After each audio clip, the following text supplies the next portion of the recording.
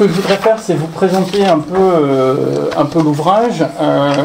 Pas forcément rentrer beaucoup dans le contenu, puisque les sessions à venir vont se concentrer sur le contenu, mais parler un petit peu de l'objectif, enfin, de l'historique et de l'objectif de cet ouvrage pour essayer de mettre en scène les réflexions en France sur le travail. Parce que le but, c'est pas de vous parler du bouquin, vous savez, vous l'avez vu, l'hiver, mais c'est d'utiliser l'histoire de cet ouvrage pour essayer de parler de la façon dont on parle ou pas du travail. Donc, je voudrais rappeler un peu l'historique, les objectifs, quand même commenter le contenu, notamment les parties de l'ouvrage qui ne vont pas être abordées aujourd'hui, notamment organisation du travail, management, puisqu'il a été choisi de ne pas forcément parler. Moi, donc du coup, je vais en parler.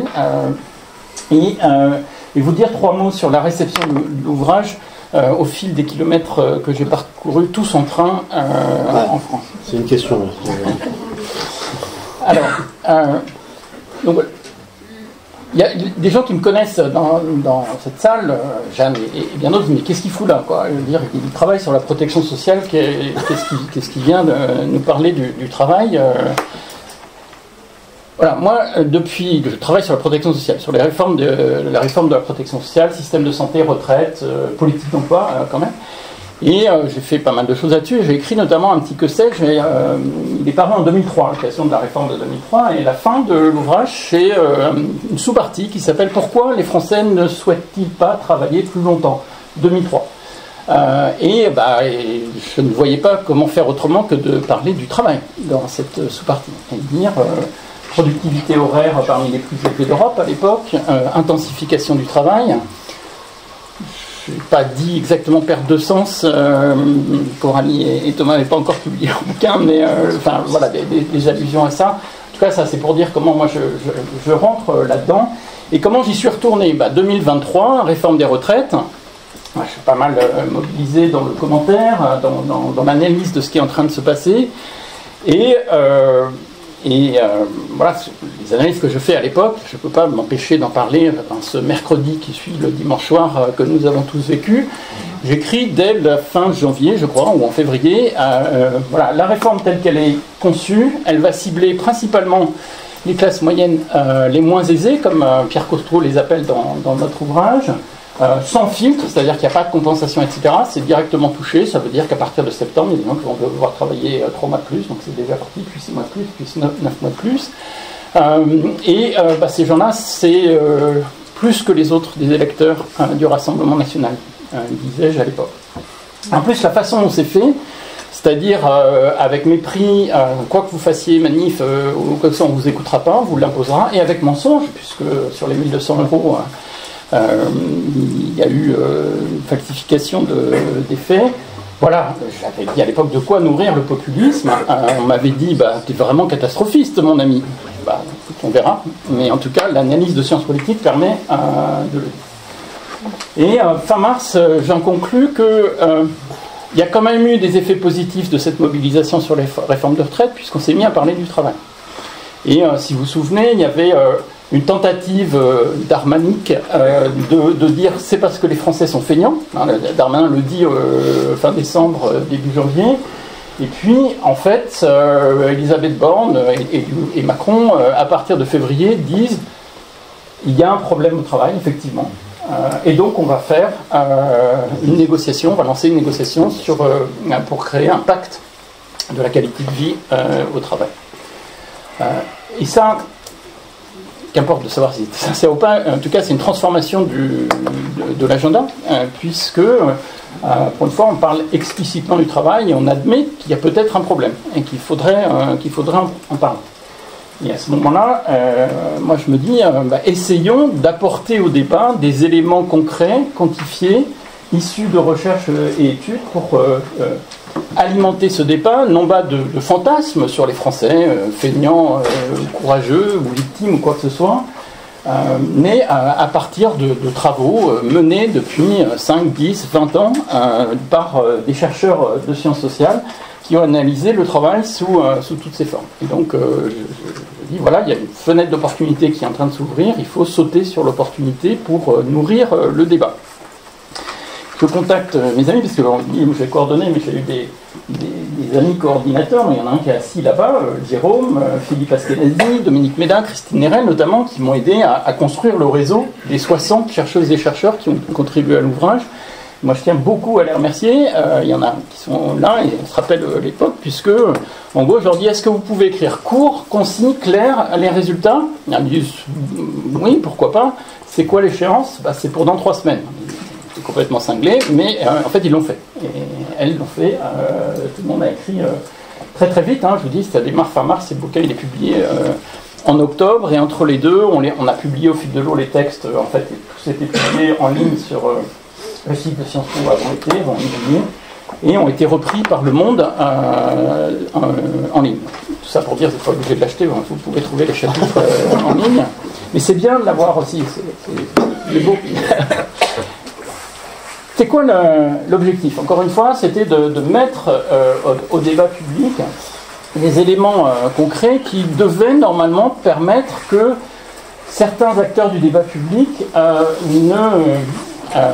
balaye pas d'un revers de la main un certain nombre de propos sur le travail au nom du fait que c'est des jérémiettes de gauche. Je cite Eric Woerth face à Dominique Médin, une fameuse vidéo, vous pourrez la regarder sur un plateau de BFM. Moi, l'idée, c'est vraiment qu'on essaye de faire avancer le débat, et que s'il y a un débat qui soit sur les données, sur les situations, etc. Voilà, donc l'objectif, c'était vraiment ça. Et puis pour reprendre les propos de Frédéric, c'est d'espérer effectivement que ça permettrait de donner des bases pour négocier, pour transformer, et il n'a pas dit améliorer, mais j'imagine que c'est ce qu'il voulait dire, le travail.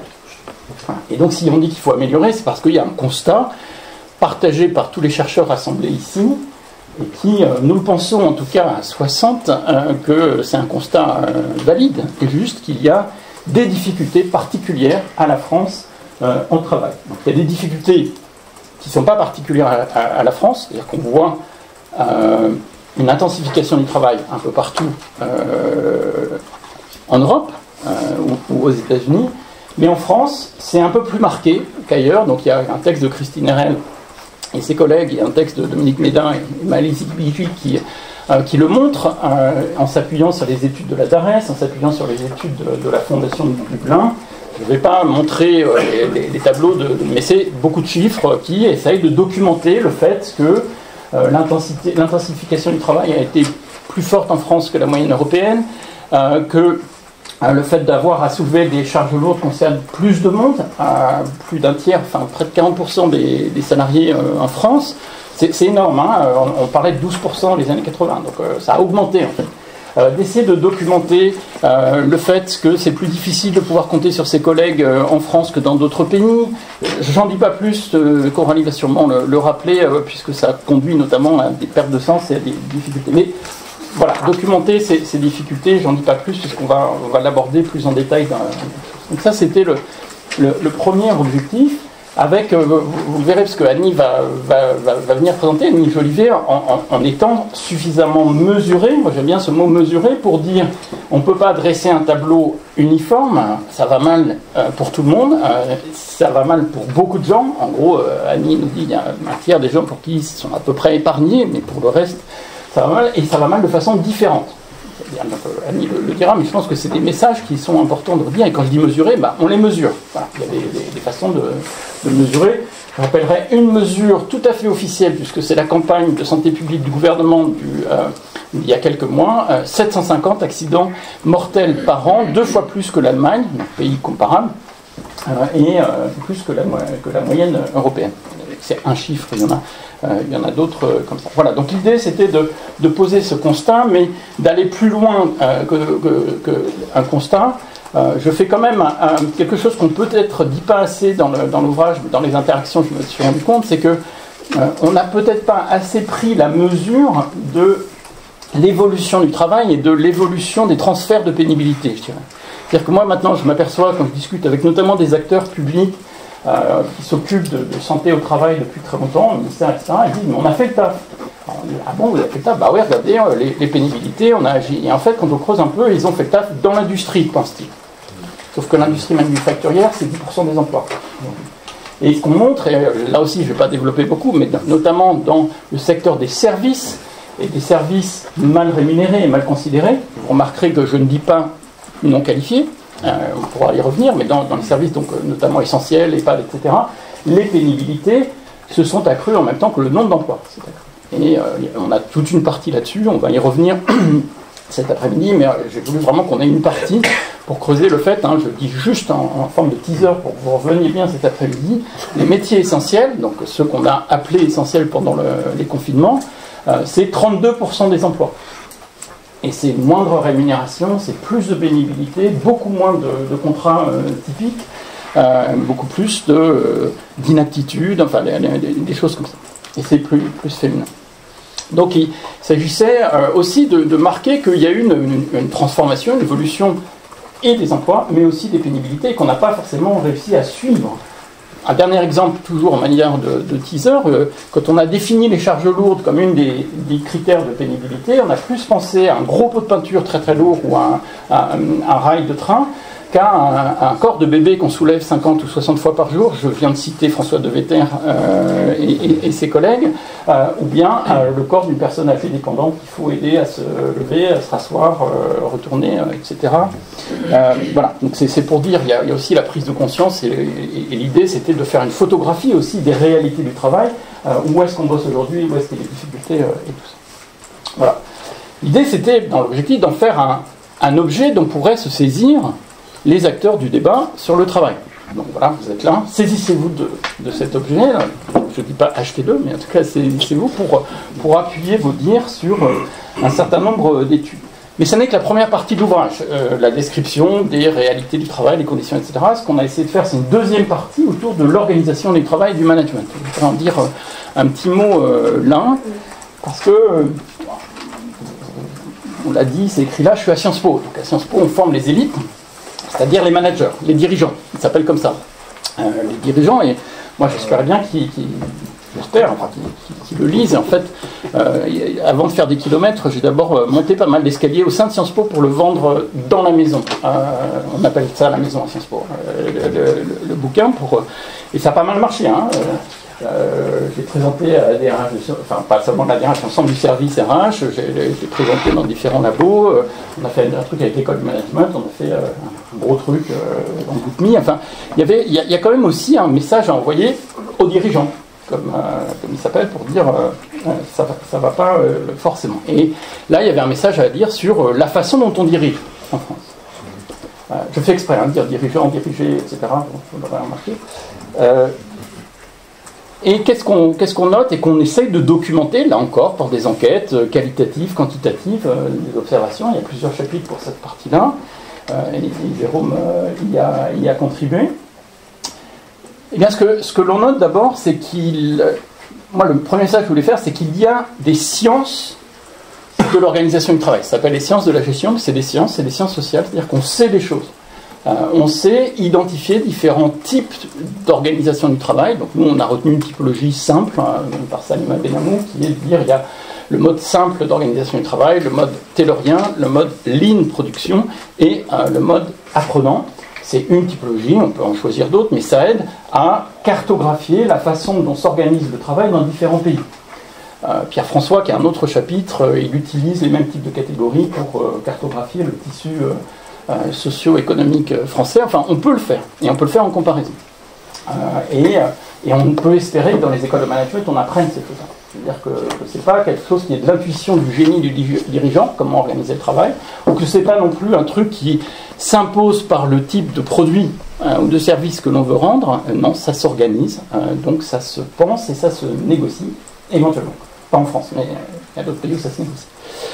Bien, un constat seulement sur l'organisation du travail, c'est que c'est les modes lean et apprenants qui dominent dans tous les pays d'Europe, y compris en France, mais la France va à l'inverse des autres pays d'Europe, puisque dans les autres pays d'Europe, le mode apprenant, ça veut dire horizontal, inclusif, où on essaye d'apprendre ensemble, de tirer des leçons des expériences, d'être sur la brèche de la formation, d'être à l'écoute des savoirs et des savoir-faire d'un peu tout le monde. Bon, voilà, le trait, mais c'est un peu ça. L'apprenant est en croissance dans les modes d'organisation la plupart des pays, des entreprises et des services des pays européens, il est en diminution en France. Et ce qui grossit, c'est le lean en France. Mais ce qui grossit, le lean qui grossit en France, alors Jérôme va me voir dans... Jérôme va revenir dessus, mais je vais juste dire deux mots, c'est le lean à la française. Et là aussi je suis des teasers, Jérôme nous le racontera, donc je ne vais pas dire les choses. Vous ne serez pas surpris d'entendre, c'est pas parce que c'est de la bouche de Jérôme, mais en général que c'est fait mieux en Suède qu'en France. Voilà. Mais à la française, ça veut dire quoi? Ça veut dire que quel que soit le mode d'organisation, on va retrouver les caractéristiques du management à la française, du dirigisme français, à savoir la verticalité, la distance et le management par les chiffres. C'est important que je dise maintenant management par les chiffres, parce que Coralie va beaucoup insister sur l'effet délétère du management par les chiffres. La verticalité, c'est vraiment une des très grandes caractéristiques qu'on retrouve quelle que soit la forme d'organisation du travail. Les décisions sont prises par quelques-uns, tout en haut. Alors maintenant, quand je vais dans des boîtes, parce que je vais aussi dans des boîtes parfois, je dis on est d'accord que les décisions, c'est au dernier étage que se passe. Alors vraiment, c'est pas de risque de me planter, quoi. C'est effectivement comme ça que ça se place. Alors si jamais c'est pas ça, il suffit de dire c'est là où les hauteurs de plafond sont les plus élevées. À Sciences Po, c'est pas au dernier étage, mais c'est là où la hauteur de plafond est la plus grande. Donc il y a cette idée de hauteur, de grandeur, on va dire Deriva, qui permet aux dirigeants, comme il s'appelle, de préempter les décisions. Les décisions quoi? C'est la stratégie d'entreprise, c'est les objectifs chiffrés, et c'est la façon dont on va les atteindre, donc l'organisation du travail. Et depuis longtemps, en France, c'est la chasse gardée, le domaine réservé des dirigeants. Et dans les dirigeants, ce que j'ai appris, c'est qu'il faut entendre un peu les conseils d'administration, beaucoup les DG, dont on a vu qu'ils sont de plus en plus payés aux résultats, mais pas les DRH. Moi, c'est quelque chose que j'ai appris, c'est que les DRH sont aussi intéressés par ce bouquin, que j'ai pas mal présenté, on y avait présenté plusieurs fois, c'est assez intéressant parce que les DRH sont sensibles à l'idée qu'il y a une question de travail, qu'il faut parler du travail, etc. Ils y sont sensibles, à mon sens, pour plusieurs raisons. Mais la première raison, c'est le Covid a amené à essayer d'organiser le télétravail, ou en tout cas d'organiser le retour. Donc il fallait repenser l'organisation des temps, en tout cas. Et puis la deuxième chose, c'est que les DRH, ils ont changé de métier. Ils étaient licencieurs, maintenant il faut qu'ils soient embaucheurs. Ça, c'est l'effet de la baisse du chômage. Et c'est pas tout à fait le même métier, comme vous l'imaginez. Et donc ils se posent énormément de questions des métiers en tension, de l'attractivité. Donc, et ils sont assez sensibles à l'idée que le salaire, ça suffit pas, les conditions de travail, un certain nombre de choses, ça contribue à l'attractivité. Puis dernier, il y en a plein d'autres, mais ils sont ceux qui sont particulièrement sommés de trouver des réponses à la question de l'absentéisme, qui est là aussi une question très, très prégnante en France. On en parle dans différents chapitres. Mais ce que je voulais dire là maintenant, c'est que les DRH, ils me disent en même temps, mais c'est pas nous qui décidons. L'organisation du travail, c'est pas nous qui décidons. Les objectifs chiffrés, c'est pas nous qui décidons. Nous, on doit mettre en œuvre. On est entre le marteau et l'enclume. Et par contre, je commence à parler un peu de la réception. Je peux vous dire une chose, c'est que j'ai, jusqu'à ce jour, mais j'y travaille, totalement échoué, sauf si c'est différent aujourd'hui, à rentrer en contact, en dialogue, en échange avec les dirigeants. Alors si j'ai fait un truc académique de Sciences Po, etc., mais les dirigeants, ils veulent pas. Et je viens d'expliquer pourquoi. C'est leur chasse gardée. Et donc, ils savent, ils décident depuis des dizaines d'années, et donc on ne va pas commencer à les emmerder à parler de ce qu'ils décident. D'autant plus que dans le système, alors je fais un petit coup de dérivat, dans le système élitiste français, d'éducation élitiste français, on leur a expliqué depuis l'école maternelle, puisqu'ils ont eu des points verts, et puis l'école maternelle qu'ils sont supérieurs aux autres, qu'ils sont plus intelligents que les autres. Ils ont des points verts, puis ils ont des bonnes notes, je devrais dire nous, le jeu, parce que j'en fais partie, puis les bonnes classes, le jeu des options, puis peut-être le privé, puis le grand moment où on passe en classe prépa plutôt que d'aller à l'université, et puis le Graal, rentrer dans les grandes écoles où l'État vous paye pour finir vos études. Et qu'est-ce qu'on vous dit le jour de la rentrée, il faut dire, la normation, on dit vous êtes l'élite de la France. Et vous avez été sélectionné, et si vous avez été sélectionné, c'est que vous êtes plus intelligent que les autres, plus fort que les autres, vous savez plus de choses que les autres. J'insiste beaucoup là-dessus, et je ne le faisais pas il y a encore quelques semaines, parce que comment voulez-vous que quelqu'un à qui on répète ça depuis 25 ans se dise « Tiens, je pourrais demander à mon subalterne N-1, N-3 collaborateur son avis ?» Bah non. Si je lui demande son avis, je rate l'entrée à Normal Sup, à Polytechnique ou à HEC. Puisque le principe, c'est justement que j'écoute pas les gens d'en dessous, puisque moi je suis au-dessus. Et donc, c'est ma façon de raconter Thierry Parme, il le raconte beaucoup mieux avec des concepts, mais c'est de dire que cette verticalité, elle est complètement ancrée dans notre système scolaire et dans notre système politique. Là, je n'ai pas besoin d'en dire plus. On a un président qui a théorisé le fait qu'il était le dirigeant des dirigeants, il était Jupiter, il savait mieux que les autres. Il a effectivement su gagner une élection présidentielle malgré tous les conseils. Là, il est en train de savoir ce qu'il fait et personne d'autre que lui ne peut savoir. J'y insiste beaucoup lourdement, c'est extrêmement important parce que tant qu'on est et qu'il n'y a pas de brèche et de prévalence, ça va être très difficile d'établir un dialogue, un diagnostic partagé. Et du coup, je continue sur la réception d'ouvrages. J'ai quand même eu un peu l'occasion d'échanger, d'être invité à dîner par exemple, à raconter à l'heure du café, des choses comme ça. Et voilà la réaction, la réception à ce bouquin. Mais est-ce que dans vos études qui sont déclaratives, la DARES, Eurofond, c'est déclaratif, on demande aux gens combien de fois vous soulevez une charge lourde, est-ce qu'on vous a demandé votre avis, etc. Est-ce que vous pondérez le fait que les Français sont râleurs? Ben, je peux vous assurer qu'ils ne rigolent pas quand ils disent ça. Vous, ça vous fait rire. Ils ne rigolent pas quand ils disent ça. Parce que nous, quand on fait des études marketing, on pondère. On sait que les Français sont plus râleurs, plus souvent mécontents que les autres, et donc on pondère.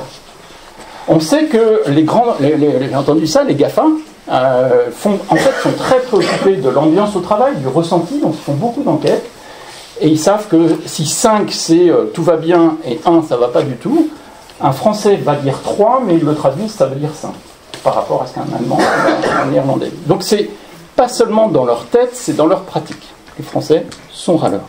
Mais du coup, le problème que j'ai, moi, par rapport à mon objectif, c'est qu'ils ne regardent pas les chiffres qu'il y a là. Ils sont faux, les chiffres. Ils sont biaisés par le fait que les Français sont râleurs. Deuxième réaction, vous êtes bien gentils avec vos histoires, mais enfin, nous, c'est difficile notre vie de dirigeant d'entreprise. Bah oui, puisque les Français sont râleurs, les dirigeants sont râleurs aussi, leur fais-je remarquer en général. Mais ils aiment bien se plaindre. Alors de quoi ils se plaignent? Ils se plaignent du coût du travail.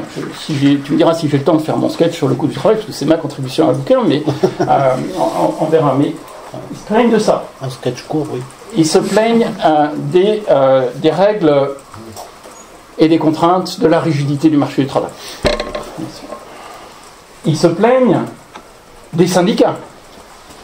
Excusez-moi de casser un peu l'ambiance, mais ça nous empêche quand même d'avancer, ils ne font pas d'efforts, ils ne sont pas courageux, ils ne prennent pas leurs responsabilités, enfin, vous en avez entendu, mais il y en a plein de choses. Ils se plaignent de l'école, qui est source de verticalité et qui en même temps fait des enfants rois.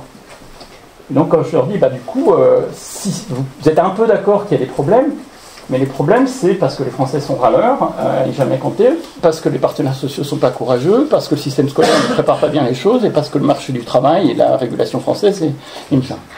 Et vous, dans l'histoire, nous, on rame. Mais l'idée qu'ils puissent se remettre en cause, que peut-être ils n'ont pas pris complètement les bonnes décisions, qu'ils pouvaient les prendre d'une autre façon, ça ne monte pas jusqu'à la hauteur de leur cerveau.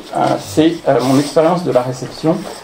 Je suis tout prêt, donc j'essaye de travailler à ne pas utiliser évidemment les mots que j'ai utilisés là pour pouvoir entrer en contact avec des gens qui prennent des décisions, mais c'est assez marquant de constater cela parce que à la fois c'est une déception, l'idée qu'on n'arrive pas à un diagnostic partagé, très clairement, et je pense que c'est du fait de la distribution des rôles au sein des entreprises et des services, et des services publics.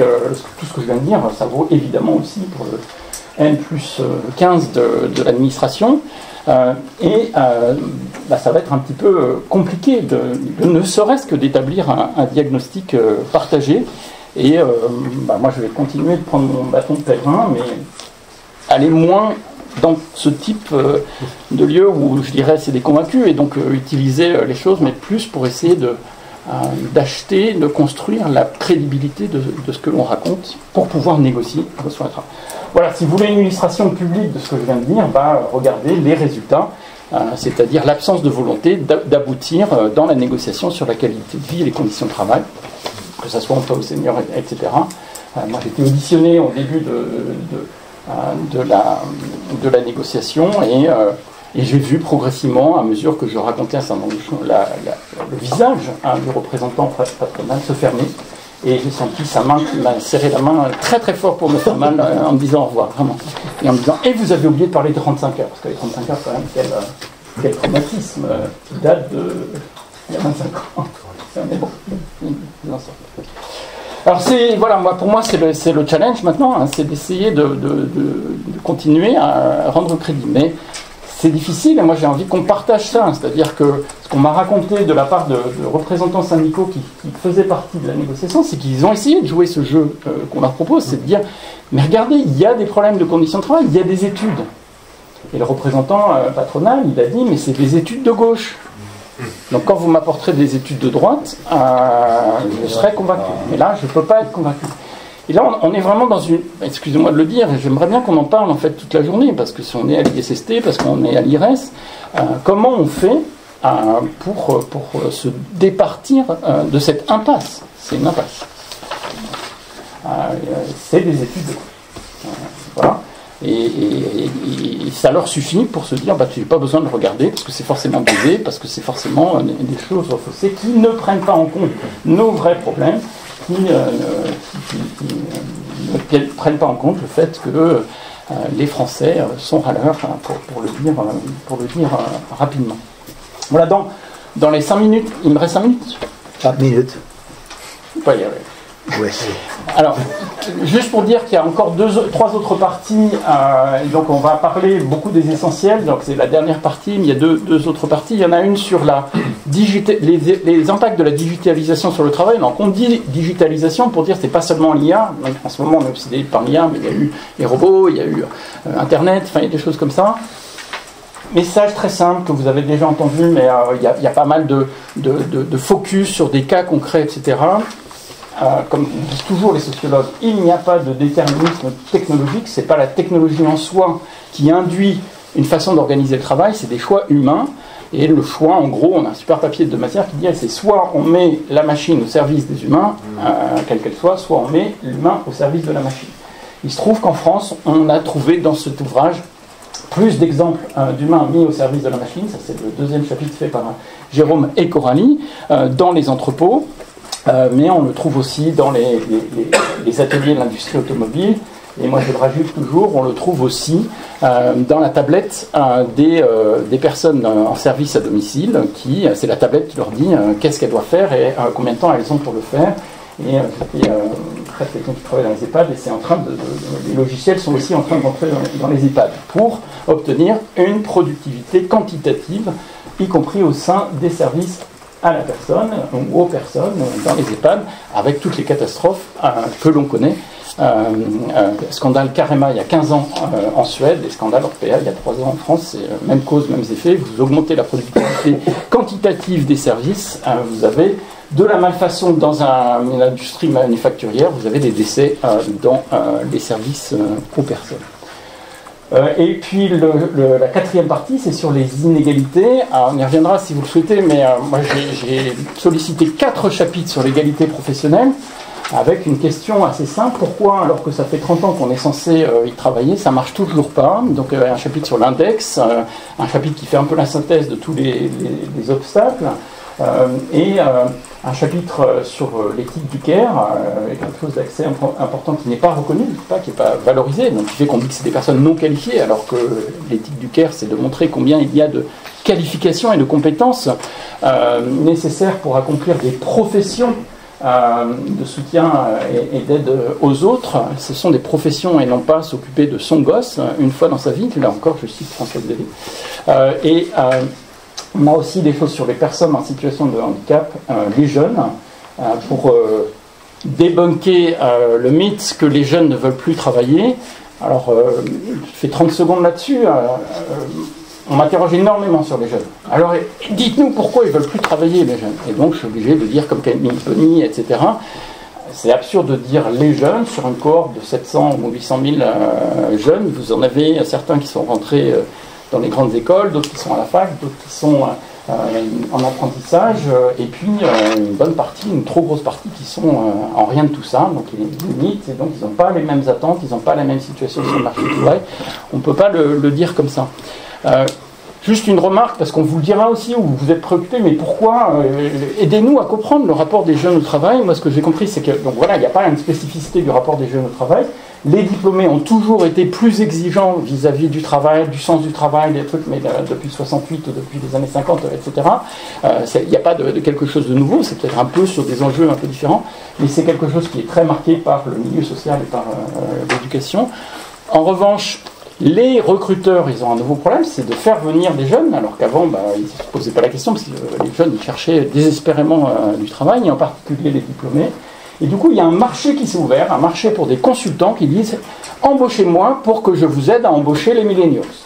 Et donc, c'est ça la réalité de pourquoi on se pose cette question des jeunes, c'est que c'est un marché. J'ai vu plein de consultants en fait qui vendent leurs services pour dire « Je vais vous apprendre à parler millennials, à séduire les millennials ou les aides ou autre chose comme ça ». C'est assez intéressant de découvrir qu'il y a des professionnels de l'emploi et du travail du côté du consulting, notamment alors sur l'organisation du travail, bien sûr, c'est les planeurs de Marianne Dujardin dans ce texte.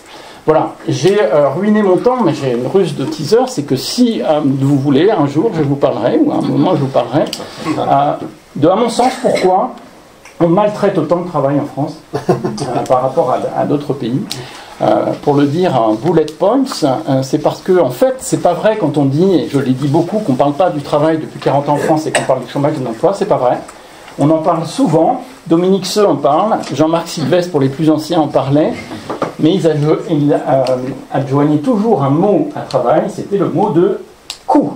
Donc le travail, c'est un coût, en fait, c'est pas une réalité, c'est pas un facteur, c'est pas une valeur, c'est pas un facteur d'émancipation, c'est un coût. En France, depuis les années 80, fameux article de Kessler et Strauss-Kahn pour situer la chose, c'est un coût du travail, et ce coût du travail, on pourrait citer Piketty 98, j'aurais pas dû le dire, et ce coût du travail explique pourquoi, d'après les experts, et qui sont encore ceux qui président le corps, par exemple, enfin, des choses comme ça, oui, GPR7, c'est quand même le plus grand obsédé du coût du travail de la Terre. Je sais pas, essayez de lui parler. Dites le mot travail, vous verrez, c'est assez amusant. Depuis 40 ans, on dit que le travail est un coût et que c'est l'explication de pourquoi on a du chômage et c'est l'explication de pourquoi on n'exporte pas. Donc les deux grands problèmes de l'économie française sont expliqués par le coût du travail. Du coup, ça fait 40 ans, qu'est-ce qu'on lui fait au travail? On essaie de le réduire, de réduire ses coûts. Exonération de cotisations sociales, je ne développe pas, mais c'est le pays où on en fait le plus, avec les conséquences que l'on connaît aujourd'hui, smicardisation, trappe à bas salaire, etc. Et de l'autre côté, des entreprises, pour réduire le coût du travail, on délocalise, on le fait beaucoup plus en France que dans n'importe quel autre pays européen, on sous-traite et on flexibilise. C'est pas seulement pour des histoires de coûts, mais c'est beaucoup pour des histoires de coûts.